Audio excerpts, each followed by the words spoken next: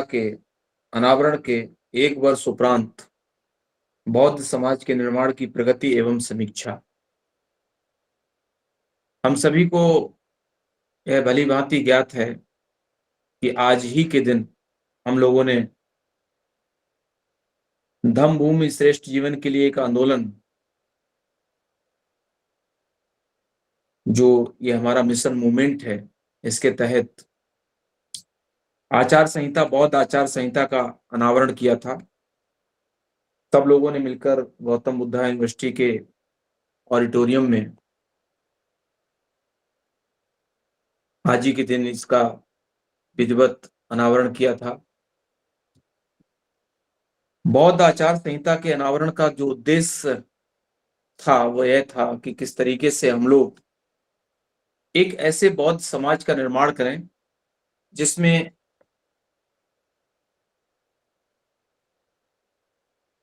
एक समरूपता का दर्पण दिखाई दे, जिसमें जाति विहीन समाज का निर्माण हो और बौद्धों की जो जीवन शैली है उस जीवन शैली के बारे में एक रूपता रहे। जो संखार विधियां हैं वह संखार विधियां भी एक रूपता के रूप में संपूर्ण भारतवर्ष में प्रचारित और प्रसारित हो, उनका जो निरूपण हो वो एक समान हो। बौद्ध आचार संहिता का अनावरण का मुख्य उद्देश्य यह भी था कि किस तरीके से 14 अक्टूबर 1956 को परम पूज्य बाबा साहब डॉक्टर बी आर अम्बेडकर ने जब धम्म दीक्षा ली, उसके उपरांत आज अगर हम देखें तो लगभग 69 ईयर बीत गए हैं। 69 साल बीत जाने के उपरांत आज हम किस स्टेज पर हैं। हमने 68वें साल में अपनी धम्म भूमि के बैनर के नीचे एक लंबे अंतराल से प्रयास करते हुए जो बाबा साहब का मिशन मूवमेंट था, इस मिशन मूवमेंट को किस तरीके से साकार किया जाए और किस तरीके से बौद्ध में भारत की परिसंकल्पना का निर्माण हो, कैसे वह साकार हो, इस दिशा में काम करके इस आचार संहिता का अनावरण किया। जिस दिन इसका अनावरण किया गया गौतम बुद्धा विश्वविद्यालय में, तो जो लोग भी उस पल के साक्षी रहे हैं वह बेहतर जानते होंगे कि यह कार्यक्रम अपने आप में अनूठा और अद्वितीय था। एक गौरवशाली बौद्ध व्यवस्था का निर्माण किस तरीके से हो, किस तरीके से हम सब मिलकर राष्ट्र को, जो बाबा साहब की परिसंकल्पना है, उस परिसंकल्पना के अनुरूप एक बौद्ध में भारत का निर्माण करें और हमारी बौद्धिक जो गतिविधियां हैं, जो भी बौद्ध समाज की गतिविधियां हैं, उन गतिविधियों में तीव्रता से उनका प्रचार प्रसार हो और ऐसे बौद्ध समाज का निर्माण हो जिसमें एक रूपता दिखाई दे। तो बौद्ध आचार संहिता जो है उसका केवल और केवल उद्देश्य यही है कि जो भारतवर्ष में बौद्धों के विभिन्न संगठन हैं, उन संगठनों में जो तरह तरह की प्रक्रियाएं हैं, क्योंकि हम सभी को पता है कि बौद्ध समाज आज के परिदृश्य में विस्तृत समाज है और भारतवर्ष में अनेकों संगठन अपने अपने तरीके से बौद्ध समाज की गतिविधियों को प्रचारित और प्रसारित कर रहे हैं। लेकिन धम्म भूमि ने पहली बार एक सामूहिक प्रयत्न करके वह कार्य किया है जिसके तहत हम एक सुनियोजित तरीके से जो बौद्धों के लिए आचार संहिता हो कि प्रत्येक व्यक्ति, चाहे वो उपासक हो, चाहे उपासिका हो, चाहे वो बौद्ध भिक्खु हो, किस तरीके से समाज में अपना काम करेंगे, इस दिशा में प्रयास किया गया। अगर हम धम्मभूमि की यह बौद्ध आचार संहिता, जिसका अनावरण गत वर्ष आज ही के दिन हुआ था, इसको देखें तो परम श्रद्धेय भिक्खु पी शिवली महाथेरो, जो कि सचिव महाबोधि सोसाइटी ऑफ इंडिया के हैं कोलकाता से, उनका जो साधुवाद धम्मभूमि के लिए किया गया, उसमें उन्होंने धम्मभूमि के बारे में कहा कि बाबा साहब के जाने के बाद बौद्ध समाज की आधारशिला क्या हो सकती है, कैसी हो सकती है। इस विषय में अगर आज किसी ने काम किया है तो वह धम्मभूमि ने किया है, परम श्रद्धेय बनते डॉक्टर करुणासील राहुल जी के सानिध्य में और उनके विचारों के जो उद्बोधन है, उनके क्रांति के तहत जो भी धम्मभूमि की टीम है, उसने यह अथक प्रयास कर इस आचार संहिता को एक रूप प्रदान किया है। आचार संहिता का उद्देश्य स्पष्ट है कि हम जो बौद्ध समाज है, उस बौद्ध समाज को किस तरीके से और कैसे एक दिशा, जो बौद्ध समाज है वो समाज को जो दिशा देगा, उस दिशाओं के पीछे क्या क्या चीजें होनी चाहिए, किस तरीके से हम जाति विहीन समाज का निर्माण करेंगे, धम्म दीक्षा के पश्चात बौद्धों की जीवन शैली क्या होगी, दिनचर्या उनकी क्या होगी, बौद्ध संस्कार विधियां क्या होंगी, भिक्खु और भिक्षुणियां में किस तरीके से बेहतर सामंजस्य प्रतिस्थापित किया जाएगा ताकि सार्वभौमिक और गौरवशाली व्यवस्था का निर्माण हो। इस बौद्ध समाज आचार संहिता का निर्माण करने में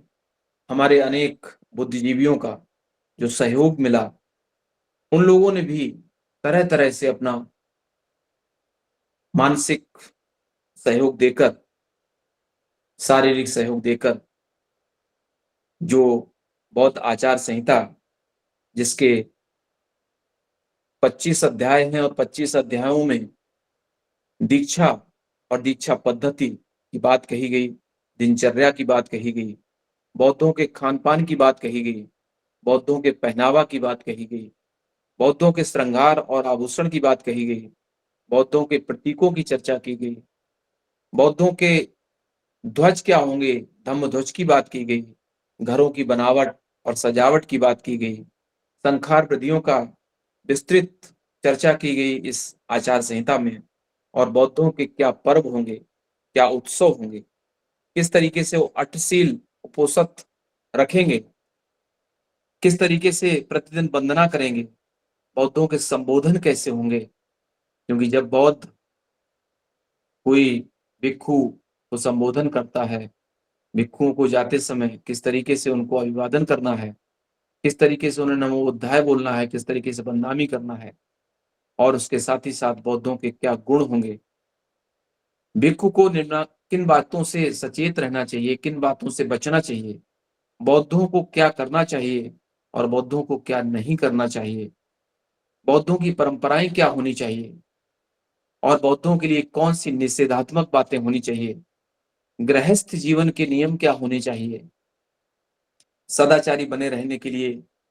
किस तरीके से धम्मोपदेश दिए जाने चाहिए, भिक्खु और भिक्षुणियों के प्रतिदिन धम्म अनुयायियों के प्रति क्या कर्तव्य होने चाहिए। जब कोई भिक्खु और भिक्षुणी है और समाज में जाता है, तो जो भी धम्म अनुयायी हैं, उनको किस तरीके से वह उनके मार्ग को प्रशस्त करेंगे, और भिक्खु और भिक्षुणियों के दैनिक दायित्व क्या होनी चाहिए, बौद्ध माह क्या होने चाहिए, सप्ताह के दिनों के अनुसार बौद्धों को किस प्रकार से कार्य करना चाहिए। इन सभी तथ्यों का विस्तृत अध्ययन कर जिस तरीके से उनकी रूपरेखा तैयार की गई है इस बौद्ध आचार संहिता में, उस बौद्ध आचार संहिता का अनावरण हुए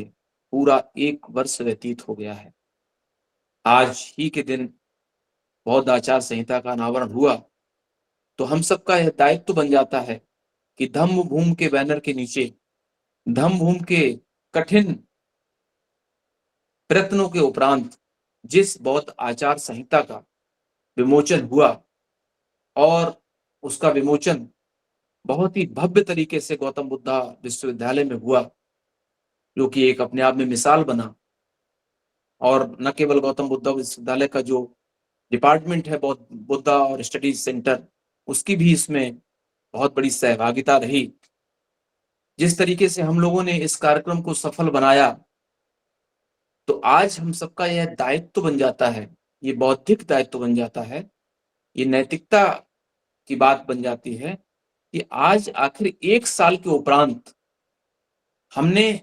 बौद्ध आचार संहिता के विमोचन के 1 साल के उपरांत कितनी प्रगति की। इसलिए इस टॉपिक को रखा गया कि बौद्ध समाज के निर्माण की प्रगति क्या है। तो उसकी समीक्षा करने वाले जो भी लोग हैं, वो सारे के सारे धम्मभूमि के प्रतिनिधि हैं। इस धम्मभूमि प्रतिनिधि की टीम में अभी मैं देख रहा हूं 109 हमारे साथी जुड़े हुए हैं। और जो ये 109 साथी जुड़े हुए हैं, ये सारे के सारे साथी वो हैं जो मिशन मूवमेंट के कारवां को आगे लेकर चलने का सतत कार्य कर रहे हैं। और इनके जहन में कहीं ना कहीं से बाबा साहब की वह परिकल्पना साकार होती दिख रही है, जो कि उन्होंने 14 अक्टूबर 1956 को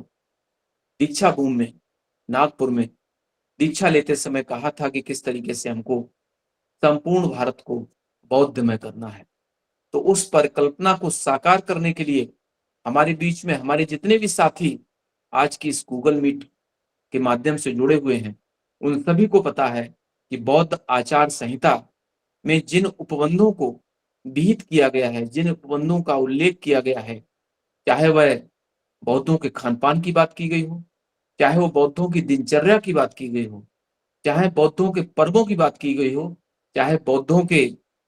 38 उपोषद की बात की गई हो, उनके घरों में प्रतिदिन वंदना, उनकी दैनिक दिनचर्या का पार्ट उसकी बात कही गई हो, और चाहे संखार विधियों की बात की गई हो, हम लोग आखिर 1 वर्ष के उपरांत जब हमारी इस आचार संहिता का विमोचन हो गया, उसके 1 वर्ष के उपरांत आज कहाँ पहुंचे। क्या हमने अपने घरों में बौद्ध आचार संहिता की प्रति को रखकर बौद्ध आचार संहिता का विधिवत अध्ययन कर उसमें दर्शाए गए जो हमारे मार्गदर्शक सिद्धांत हैं, जो भी हमारे लिए आदेशात्मक सिद्धांत हैं, उनको हमने अप्लाई किया है अपने ऊपर, अपने परिवार के ऊपर, और न केवल अपने और अपने परिवार के ऊपर, बल्कि अगर हम इसको यूं भी कहें, इस समाज में किस तरीके से हम जिस समाज में रहते हैं, जिस समाज का पार्ट है, उस समाज को हमने कहां तक, मतलब इस बौद्ध आचार संहिता के अकॉर्डिंगली ढालने का प्रयत्न किया है। जिस तरीके से हम श्रद्धा भावना की बात करते हैं, सबसे पहले तो परम श्रद्धेय बनते डॉक्टर करुणा सिंह लाहौल जी के साथ जितना भी बार हमको विमर्श करने का मौका मिला है, तो एक चीज को मैंने पाया है और एक चीज को जाना है कि अगर हम अन्य धर्मों की बात करें, किसी भी अन्य धर्म की बात करें, चाहे वो हिंदू धर्म हो, चाहे वो सिख धर्म हो, चाहे वो ईसाइयत हो, और चाहे वह आपका मुस्लिम धर्म हो, कोई भी धर्म है, उस धर्म के पैगंबर, उस धर्म के मसीहा, उस धर्म को जिसने भी साकार रूप दिया, उसको मानने वाले जो भी लोग धर्म के हैं, उस समाज के जो भी लोग हैं, वह अपने उस मसीहा के ऊपर कभी प्रश्न चिन्ह नहीं लगाते हैं। अर्थात अब कभी भी अपने मसीहा के बारे में कोई क्वेश्चन मार्क नहीं खड़ा करते हैं। जबकि मैंने इस समाज में, अपने समाज में, हालांकि हमको तथागत ने यह पूरी आजादी दी हुई है, तथागत ने हमको कहा है कि किसी बात को इसलिए मत मानो कि वह सदियों से परंपराओं में निर्मित हुई चले आ रही है, अथवा धर्म ग्रंथों में लिखी हुई है, पुस्तकों में लिखी है, या किसी बहुत बड़े महान व्यक्ति ने कहा है, या फिर स्वयं उसे तथागत कह रहे हैं। आप उस बात को तब मानो जब उसे अपने सामान्य ज्ञान की कसौटी पर कस लो। लेकिन इसके उपरांत भी, जहां तक मेरा अपना व्यक्तिगत अभिमत है, इसके उपरांत भी हमें इन चीजों से यह आजादी नहीं मिल जाती है कि हम अपने मसीहा डॉक्टर बी आर अम्बेडकर और अपने प्रणेता जो कि हमारे जिनके ऊपर कभी बाबा साहब ने मतलब जिस धर्म को बाबा साहब ने माना, उस धर्म के ऊपर हमको कोई कमेंट करने का अधिकार नहीं हो जाता है। हमको इतनी छूट मिलने के बावजूद भी हमको चाहिए कि हम कोई ऐसा कृत्य मत करें, जिससे हमको अपने मसीहाओं के अगेंस्ट, उनके तर्कों के अगेंस्ट जाना पड़े। तो सबसे पहले तो ये चीज हो गया कि एक श्रद्धा भाव। श्रद्धा भाव किसका और किस तरीके का श्रद्धा भाव? श्रद्धा भाव इस चीज का कि हम जो भी हमारा पुरोधा है, जो भी हमारा, जिसको भी हम मानने वाले हैं, उस व्यक्ति के पीछे, उस व्यक्ति की मंशा क्या रही होगी जब उन्होंने अपनी बात को कहा होगा, उसके प्रति हमको समीक्षा करने का अगर अधिकार मिला भी है, तो भी हमें ये मानना चाहिए कि हम अपने मसीहा से ज्यादा योग्य, अपने मसीहा से ज्यादा प्रचलित, तत्कालीन समय में प्रचलित व्यवस्थाओं के प्रति जो उनका दृष्टिकोण रहा होगा, जिस तरीके से उस दृष्टिकोण के अकॉर्डिंगली उन्होंने अपनी बातों को समाज में लिखा है, कहा है और उसको परंपराओं में ढाला है, उन परंपराओं पर प्रश्न चिन्ह लगाने का जहां तक मुझे लगता है कि हम लोगों को कोई अधिकार नहीं है। तो सबसे पहले तो हमको चाहिए कि हम जिसको भी, यानी कि जिसको का मतलब तो हमारे धम्मों में सिर्फ और सिर्फ यही है, बौद्ध समाज में यही है कि तथागत का जो दर्शन है, जो उनकी करुणा मैत्री प्रज्ञा की अवधारणा है, और उस दर्शन के अकॉर्डिंग बाबा साहब ने जो 14 अक्टूबर 1956 को नागपुर की दीक्षा भूमि पर जो बुद्ध और उनके धम्म को ग्रहण किया, जो दीक्षा ली, और बाबा साहब ने जो अपने मार्गदर्शक सिद्धांत बताए, जो उन्होंने 22 प्रतिज्ञाएं बताई, उन प्रतिज्ञाओं के प्रति हम कुछ भी करें, लेकिन हमारा ये दायित्व बन जाता है कि हम उस पर प्रश्न चिन्ह न लगाएं और उसकी विवेचना करने न बैठ जाएं। अगर हम उसकी विवेचना करने बैठ जाएंगे, उसकी समीक्षा करने बैठ जाएंगे, तो मुझे लगता है कि हम अपने पथ से भटक जाएंगे।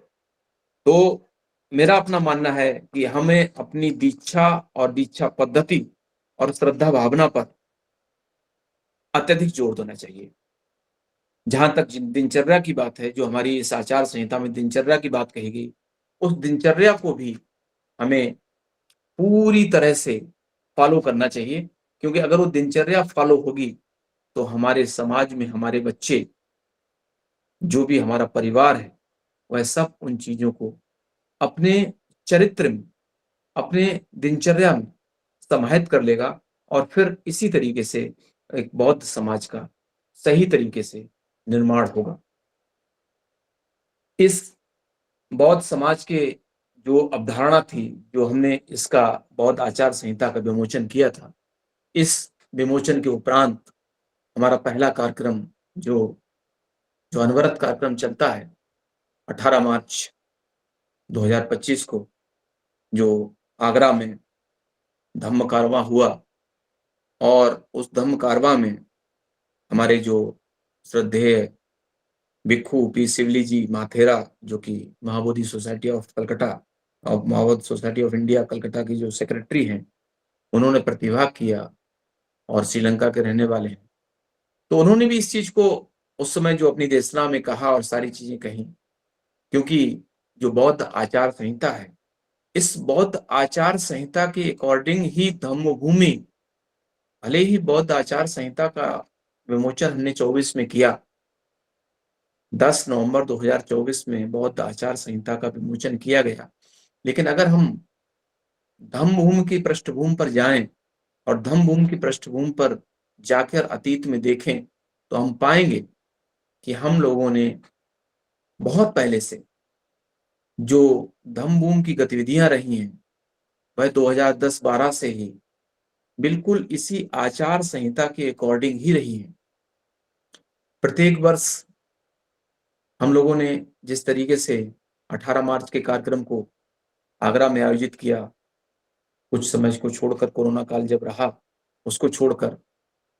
ये सफल आयोजन हुआ और हमेशा समाज को एक दिशा दिखाने का कार्य किया गया। समाज को न केवल दिशा मिली उससे, बल्कि जो समाज में हमारे ऐसे लोग हैं जो भटक रहे हैं, जिनको कोई राह नहीं मिल रही है, उन लोगों ने भी धम्म भूमि के बैनर के नीचे आके उस कार्यक्रम में अपने स्वयं को समाहित करते हुए एक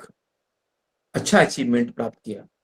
और अनवरत रूप से जिस तरीके से गूगल मीट के माध्यम से परम श्रद्धेय भंते जी के दिशा निर्देशन में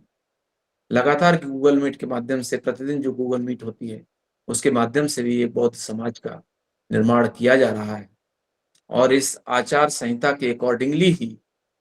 गतिविधियां सारी की सारी संचालित हो रही हैं।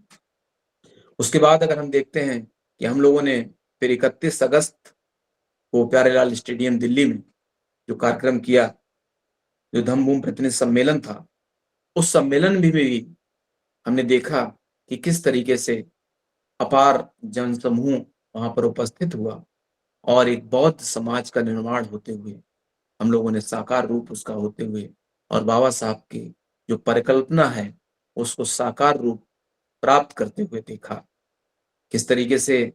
परम श्रद्धेय भिक्खु डॉक्टर करुणाशील राहुल जी के नेतृत्व में वह दिल्ली का कार्यक्रम भी बहुत ही सफल कार्यक्रम रहा, जिसमें परम श्रद्धेय भंते थिवरी की सिवली जी ने घोषणा की कि जो अलीगढ़ में भिक्खु भिक्खुणी संघ और उनके जो आरोग्य एक तरीके से उनको रुकने का जो आश्रय बनाया जा और 100 करोड़ प्रोजेक्ट्स की जो बात की गई, वह प्रोजेक्ट भी अपने आप में कहीं ना कहीं से बौद्ध आचार संहिता का ही एक पार्ट है कि बौद्ध आचार संहिता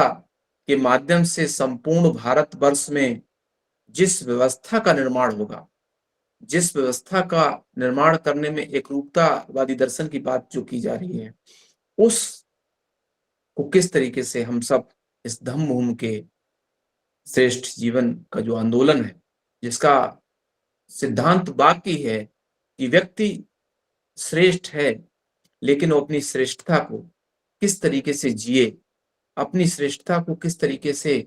समाज में प्रतिस्थापित करे, उस श्रेष्ठतावादी दर्शन को किस तरीके से अंगीकार करे और किस तरीके से उसका समाज में प्रचार और प्रसार करे। तो धम्मभूमि ने यह जो कार्य किया है, जो आचार संहिता का जो विमोचन करने के उपरांत उसके बाद फिर आप 23 सितंबर का जो कार्यक्रम बड़ोदरा में परम श्रद्धेय भंते जी प्रतिवर्ष करते हैं, उन कार्यक्रमों के माध्यम से भी हम इस श्रृंखलाबद्ध तरीका से जो भी 18 मार्च का कार्यक्रम रहा हो, चाहे वह 31 अगस्त का कार्यक्रम रहा हो, चाहे वह सितंबर में बड़ोदरा का कार्यक्रम रहा हो, ये सारे के सारे कार्यक्रम ये 10 नवंबर 2024 के कार्यक्रम जो कि जिसमें बौद्ध आचार संहिता का निर्माण हुआ और आचार संहिता में बेसिकली बताया गया कि किस तरीके से हम एक जाति विहीन व्यवस्था की बात कर रहे हैं, किस तरीके से समाज को आर्थिक सुदृढ़ीकरण की ओर ले जाने की बात कर रहे हैं। उस कार्यक्रम में जो लोग भी सम्मिलित रहे होंगे उन्होंने परम श्रद्धेय भंते जी को सुना होगा और भंते जी ने कहा था कि लोग बताएं कि जो फिजूल खर्ची करते हैं, जो शादियों पर फिजूल खर्ची होती है, जो बारात पर फिजूल खर्ची होती है, जो अपव्यय किया जाता है धन का, जो नशाखोरी पर समाज बर्बाद करता है। नशाखोरी न केवल समाज को बर्बाद करती है बल्कि एक अच्छे समाज का निर्माण होने में बाधा उत्पन्न करती है और एक परिवार को पूर्णतः नष्ट करने में एक बहुत बड़ी भूमिका जो का निर्वहन जो करती है वह नशाखोरी ही है। उस नशाखोरी के विरुद्ध, उस जाति विहीन व्यवस्था के विरुद्ध, उस फिजूल खर्ची के विरुद्ध, उन आडंबरवादों के विरुद्ध, उस अंधविश्वासी प्रक्रिया के विरुद्ध सारी की सारी बातें ये जो आचार संहिता में उल्लिखित की गई हैं। तो इस आचार संहिता के 1 वर्ष के उपरांत हम किस नतीजे पर पहुंचे हैं, ये नतीजे हमको तभी प्राप्त होंगे जब हम अपनी इस आचार संहिता में उल्लिखित प्रत्येक एक एक शब्द का, प्रत्येक एक एक वाक्य का न केवल अध्ययन करेंगे बल्कि उसका अनुसरण और अनुगमन भी करेंगे। हमारे जो पर्व गिनाए हैं, जो इस आचार संहिता में हमारे पर्वों का जिक्र किया गया है, चाहे बुद्ध पूर्णिमा हो, उसके बाद चाहे वो अशोका विजयदशमी का पर्व हो, चाहे वो धम्मचक्र दिवस का हो, वो सारी की सारी चीजें जो विजयदशमी हुआ, जो बौद्धों के उत्सव हुए, चाहे वह वैशाख पूर्णिमा का उत्सव हो, चाहे वो सावन पूर्णिमा का अवसर हो, चाहे वो कार्तिक पूर्णिमा का अवसर हो, चाहे वो पोषत हो, कोई भी जो तीज और त्योहार है, हमें अपने तीज और त्योहारों को सही तरीके से मनाना होगा। हमें उन तीज और त्योहारों में सम्मिलित नहीं होना होगा, जो तीज और त्योहार न केवल हमको आर्थिक रूप से कमजोर करते हैं, बल्कि हमारे अंदर एक उस विचारधारा को सदैव, अगर हम उनके त्योहारों में समाहित होते हैं, तो एक विचारधारा का जो प्रचार और प्रसार होता है, वह बौद्ध समाज की विचारधारा की विपरीत विचारधारा का होता है, अगर हम उनमें समाहित होते हैं और सम्मिलित होते हैं। संखार विधियों की जिस तरीके से बात आचार संहिता में कही गई है, तो हमें अपनी संखार विधियों के अनुसार, जो भी हमारी संखार विधियां हैं, उन संखार विधियों के अनुसार ही कार्य करके इस आचार संहिता को सफल और मतलब नियमित तरीके से इसका अनुसरण करके बाबा साहब डॉक्टर बी आर अम्बेडकर के मिशन को कारगर बनाना है। तो आज का यह उद्देश्य जो है, इसका सिर्फ और सिर्फ जो इस गूगल मीट को रखने का उद्देश्य है, इस टॉपिक को जो रखने का उद्देश्य है, इस टॉपिक के पीछे केवल मंशा यही है कि 1 साल के उपरांत आखिर हमारे समाज के उपरांत हमारे समाज में आज भी कौन-कौन सी कठिनाइयां आ रही हैं। हमने देखा है, व्यक्तिगत रूप से देखा है, समाजों में जाकर देखा है कि परम श्रद्धेय भंते जी और हमारी धम्मभूमि की टीम जितना अथक प्रयत्न करके, जितना परिश्रम, कठोर परिश्रम करके, दिन रात एक करके समाज के निर्माण में लगे हुए हैं। वो समाज का निर्माण तभी सफल हो सकता है जब हम और आप मिलकर एक ऐसे समाज का निर्माण करें, जिस समाज में आडंबरवाद ना हो, जिस समाज में अंधविश्वास ना हो, जिस समाज में कुरीतियां ना हो, जिस समाज में जाति विहीन व्यवस्था का प्रचार प्रसार हो। क्योंकि परम बाबा साहब ने जो कहा है कि जाति एक ऐसा दैत्य है जो आपके रास्ते में प्रत्येक जगह खड़ा हुआ मिलेगा, और जब जाति रूपी दैत्य प्रत्येक जगह आपको खड़ा हुआ मिलेगा, तो आपको पता है कि आपको उससे दो दो चार चार हाथ करने ही पड़ेंगे। अन्यथा अगर आप उससे दो दो चार चार हाथ नहीं करेंगे, तो आप एक जाति विहीन व्यवस्था में फंसकर रह जाएंगे। और जाति का दंश कितना भयंकर है, उसके उदाहरण वर्तमान परिवेश में भी हम सभी देख रहे हैं। किसी से कहीं छुपा नहीं है, चाहे वो एट्रोसिटी हो, चाहे वो समाज में दिन प्रतिदिन घटने वाली घटनाएं हों। जब पढ़े लिखे लोग, उच्च पदासीन कुर्सियों पर बैठे हुए लोग, ऐसी जगह पर बैठे हुए लोग, ऐसे हमारे अधिकारी आत्महत्या करने को विवश हो रहे हैं, वह जाति व्यवस्था का ही दंश है। हमारी सर्वोच्च सत्ता के पायदान पर बैठे हुए लोग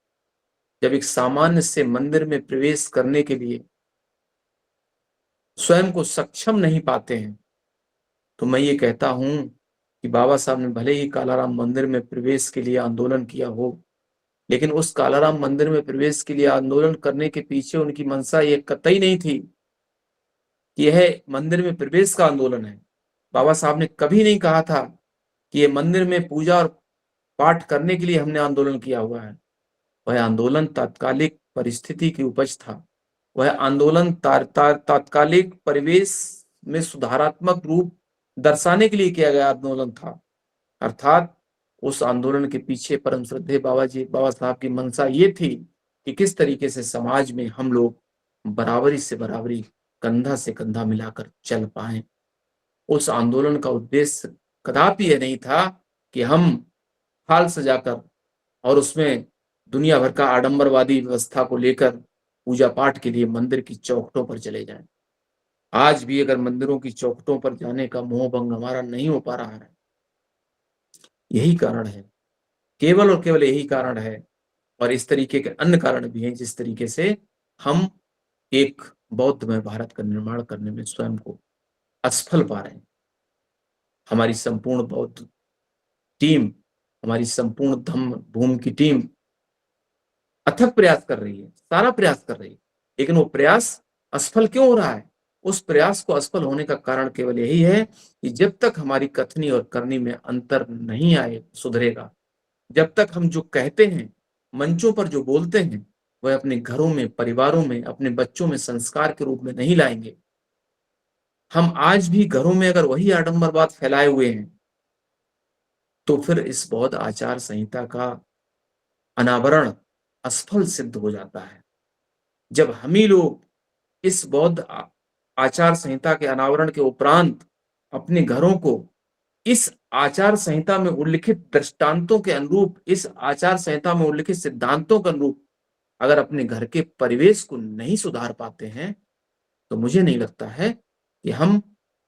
बाबा साहब के सपनों के साथ सच्चा न्याय कर पा रहे हैं। उस मसीहा ने जिसने सब कुछ अपना कुर्बान किया हमारी खातिर, और अंततः वह कहकर चले गए कि समाज के पढ़े लिखे लोगों ने धोखा दिया है। वह समाज के पढ़े लिखे लोग, वो समाज के पढ़े लिखे लोगों के पीछे जो उंगली करने का इशारा जो बाबा साहब का था, वो सिर्फ और सिर्फ यही था। बाबा साहब ने कहा है, बहुत स्पष्ट कहा है, cultivation of mind should be the ultimate aim of human existence.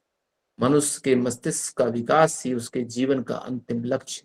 होना चाहिए। अगर व्यक्ति के मस्तिष्क का विकास नहीं हो पाता है, तो उसकी किताबी ज्ञान, उसका किताबी जो पढ़ाई है, वह किसी रूप में भी सार्थक सिद्ध नहीं होती है, क्योंकि उसकी पढ़ाई प्रज्ञावान नहीं बनाती उसको। उसकी पढ़ाई सिर्फ और सिर्फ उसको एक जीव को उपार्जन तक ही सीमित रखती है। और ऐसी पढ़ाई करने वाले व्यक्तियों के लिए हमारी बौद्ध आचार संहिता का महत्व ना के बराबर हो जाता है, और ऐसे ही लोग समाज को पीछे ले जाने का कार्य करते हैं। और इन्हीं लोगों के लिए बाबा साहब ने कहा था, ना कि उस समाज के लिए कहा था जो व्यक्ति सतत प्रयास करके, जैसे हमारी धम्मभूमि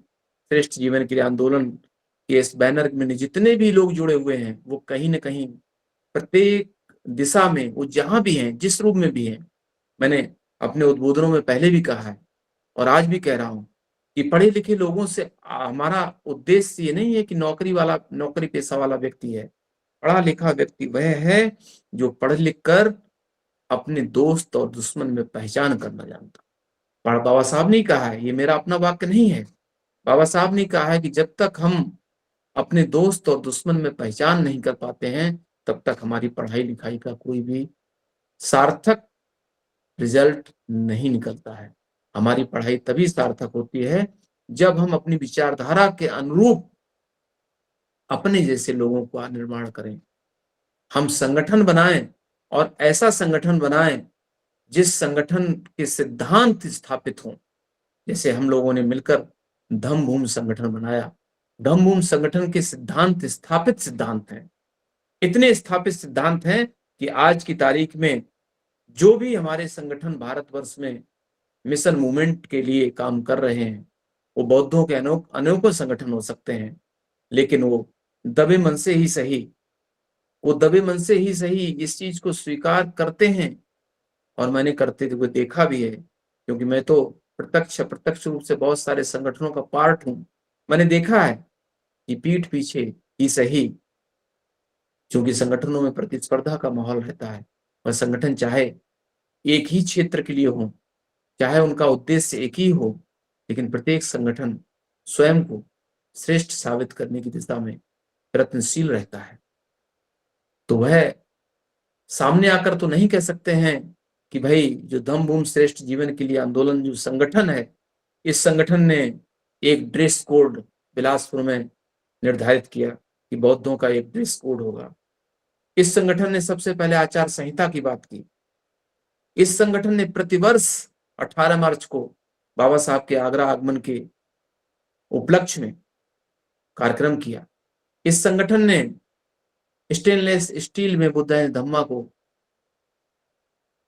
पब्लिश कराया। इस संगठन ने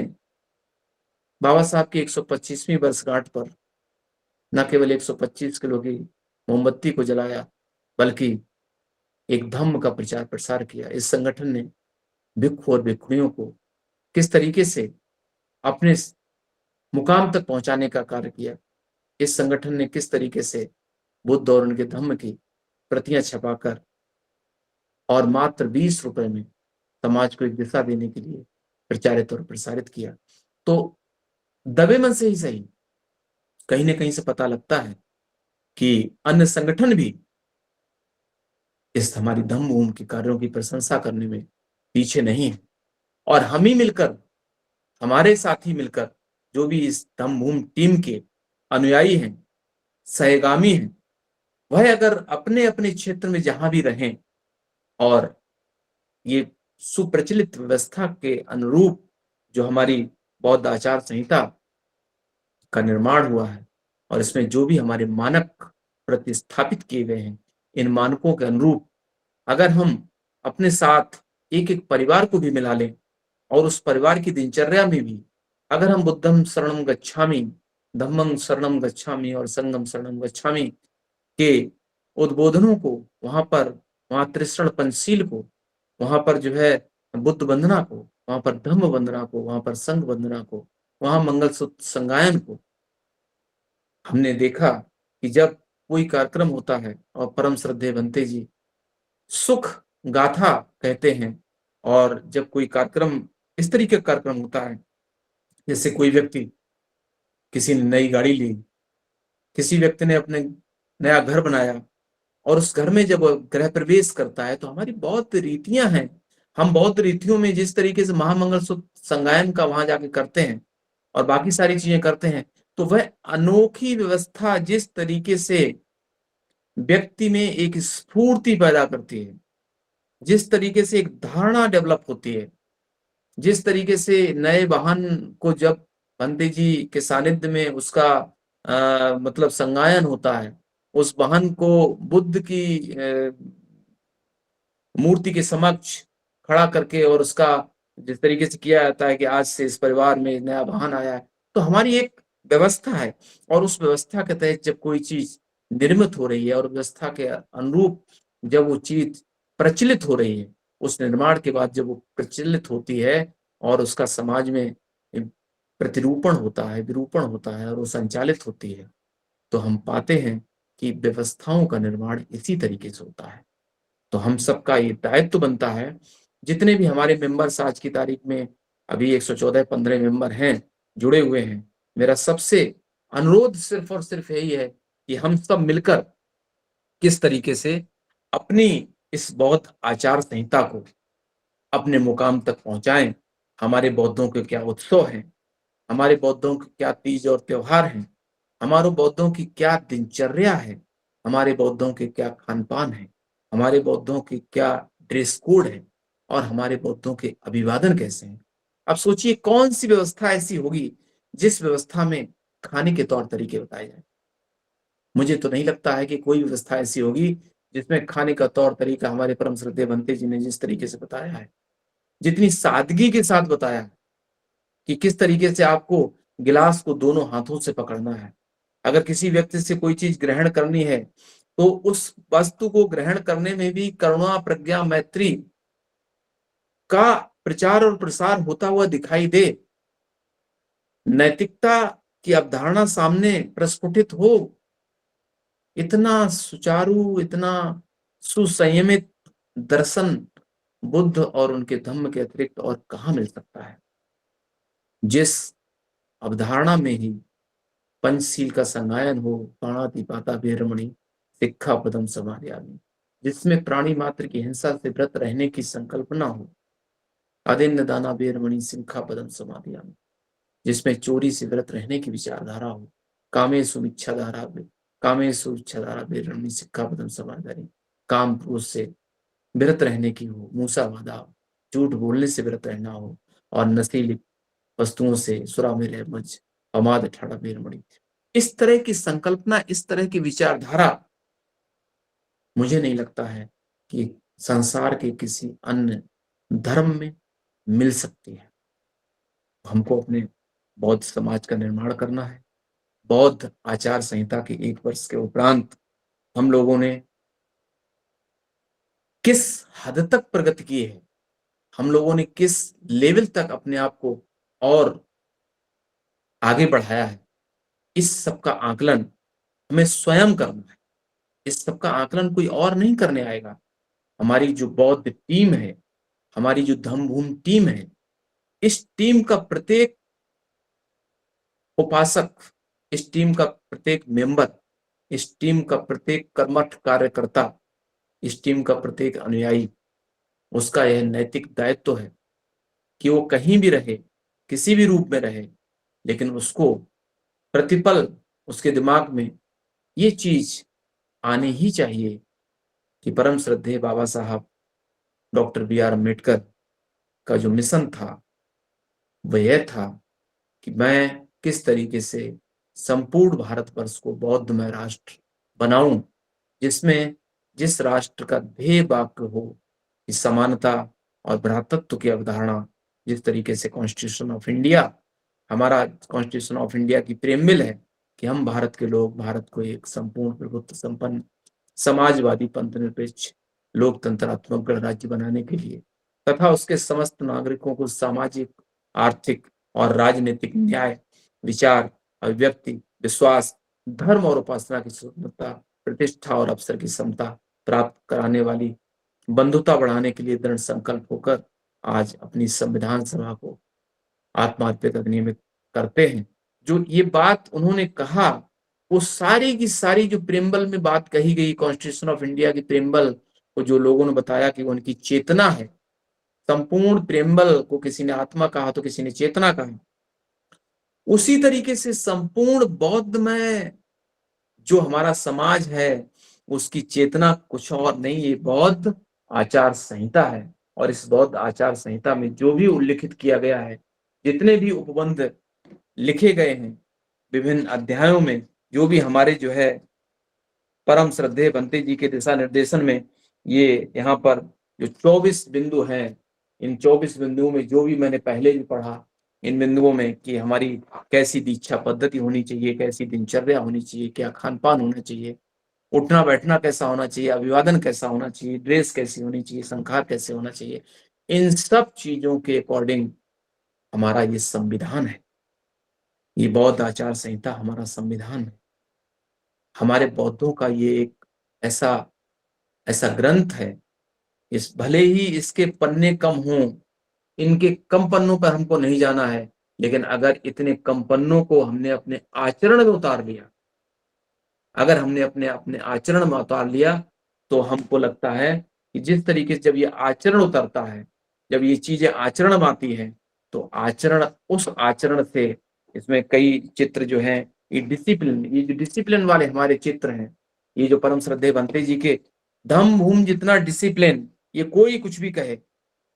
ये कोई कुछ भी कहे। मैं बहुत सारे संगठनों में जाता हूँ, बीच बीच में हमारी मतलब हमको इनविटेशन मिलता है, कहीं एज ए चीफ गेस्ट मिलता है, कहीं कुछ मिलता है। जो डिसिप्लिन हमारी धम्मभूमि में मिलेगा,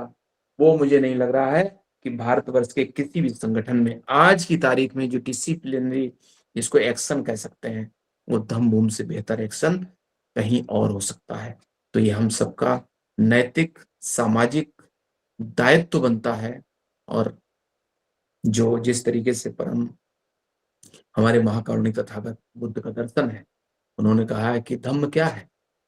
धम्म क्या है, नैतिकता ही धम्म है। और नैतिकता क्या है, नैतिकता वही है जो हमने इस बात बौद्ध आचार संहिता में उपबंधित की है, जो लिखी हुई है, वही नैतिकता है। तो नैतिकता ही धम्म है और धम्म ही आचार संहिता है। अगर इस आचार संहिता को हमने सही से अपने जीवन में उतार लिया, तो हम मान के चलते हैं कि संपूर्ण भारतवर्ष को बौद्धमय होने से कोई नहीं रोक सकता है। और इसके लिए हम सभी को कंधे से कंधा मिलाकर चलना होगा। और परम श्रद्धेय भिक्खु डॉक्टर करुणासिंह राहुल जी के परम सानिध्य में, जिनका सानिध्य हम लोगों को प्राप्त हो रहा है, उनके सानिध्य में रहते हुए,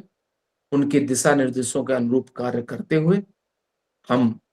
निश्चित रूप से अपने एक ऐसे समाज का निर्माण करेंगे जिस समाज में एक भ्रातृत्व की भावना होगी, सबके लिए विकास के अवसर होंगे। जिस तरीके से directive principles of state policy constitution का पार्ट है, राज्य के नीति निर्देशक सिद्धांत, राज्य के नीति निर्देशक सिद्धांत में जिस तरीके से विज्ञान और एक अर्थवादी विचारधारा की बात कही गई है, वैज्ञानिकता रूपी दर्शन की बात कही गई है। इसी प्रकार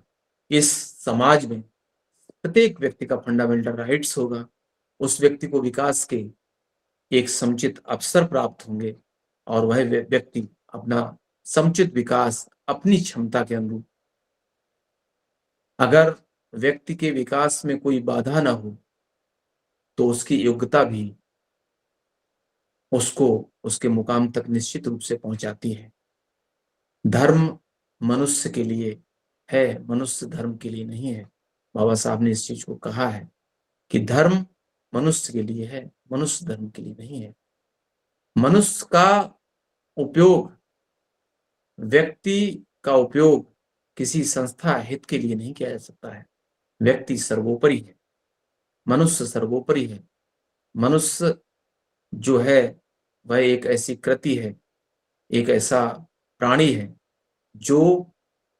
समाज को एक दिशा भी देता है। उसमें बौद्धिकता, उसकी बौद्धिकता, उसका बौद्धिकवादी दर्शन व्यक्ति को एक दिशा देकर एक ऐसे समाज का निर्माण करता है जिसमें धार्मिक गतिविधियां सही तरीके से संचालित होती हैं। तो आइए आज के इस दिवस के अवसर पर, आज हमारी बौद्ध आचार संहिता के अनावरण के 1 वर्ष के उपरांत हम लोग, मुझे लगता है कि अच्छे मुकाम पर हैं और हम लोगों ने 1 साल अच्छी प्रगति की है। तरह तरह के कार्यक्रम हम लोगों ने कई जगह संपन्न कराए हैं और प्रत्येक व्यक्ति ने इन कार्यक्रमों में बढ़ चढ़कर हिस्सा लेकर अपनी भूमिका का, अपनी अमूल्य भूमिका का निर्वहन भी किया है। तो मैं ये मानता हूं कि बौद्ध आचार संहिता के 1 वर्ष के उपरांत समाज में हमारी बौद्धिक समाज की प्रगति, जो बौद्ध समाज है, बौद्ध समाज को बौद्धिक समाज में बीच बीच में सिर्फ और सिर्फ इसलिए कहता हूं जानबूझ के कि बौद्ध व्यक्ति ही बौद्धिक है। बुद्ध का जो दर्शन है वो बौद्धिकवादी दर्शन है, जिसमें नैतिकता, करुणा, प्रज्ञा, मैत्री और जो प्रज्ञावान की बात कही गई, प्रज्ञावान व्यक्ति वही है जिसकी एक अपनी अवधारणा स्थापित हो जाती है। व्यक्ति किताबी ज्ञान से जब ऊपर पहुंचता है, जब भी व्यक्ति, कोई भी व्यक्ति जब किताबी ज्ञान से ऊपर पहुंचता है, तभी उसके अंदर मैत्री का प्रसार होता है, क्योंकि उसकी अपनी अवधारणा वहां पर प्रकट होती है। जब तथागत ने अपने आप को जाना, स्वयं को जाना, तभी उनके अंदर से जो करुणा और प्रज्ञा मैत्री का प्रसार हुआ, वही मैत्री की प्रसार, उसी मैत्री के प्रसार ने मतलब ऐसे ऐसे जीवों को, ऐसे ऐसे प्राणियों को एक ऐसे मार्ग पर ला दिया जिनके बारे में कभी कोई व्यक्ति ये सोच नहीं सकता था कि वह प्राणी इस तरीके से नैतिकता के मार्ग पर आ जाएंगे। क्योंकि तथागत का दर्शन ही ऐसा दर्शन है जिसमें मैत्री का खुला प्रसार है, मैत्री की खुली बयार है। वो जहां बैठते हैं वहीं से एक नैसर्गिक सुगंध जो प्रचारित और प्रसारित होती है, उस सुगंध के ऑरा में, जो ऑरा है उसमें जो भी व्यक्ति आता है वो अपने आप को ही वहां पर बौद्धमय, नैतिकतावादी, करुणावादी, प्रज्ञावादी मानकर उसका एक पार्ट बन जाता है। तो आइए आज हम सभी पुनः यह इस चीज का आश्वास अब समाज को, अपने खुद के माध्यम से समाज को आश्वस्त करें कि हम जहां भी रहेंगे, जिस तरीके में भी रहेंगे, जिस रूप में भी रहेंगे, वहां पर हम लोग अपने बौद्ध समाज के निर्माण के लिए सतत प्रयत्नशील रहेंगे। ऐसी अवधारणाओं का वहां पर प्रसारण करेंगे जो व्यक्ति विशेष के लिए महत्वपूर्ण हो, उनमें नैतिकता का प्रसार करें, उनमें समानता का प्रसार करें, उनको वैज्ञानिकवादी सोच की ओर उन्मुख करें। इन्हीं बातों के साथ आज मैं अपनी वाणी को विराम देता हूं।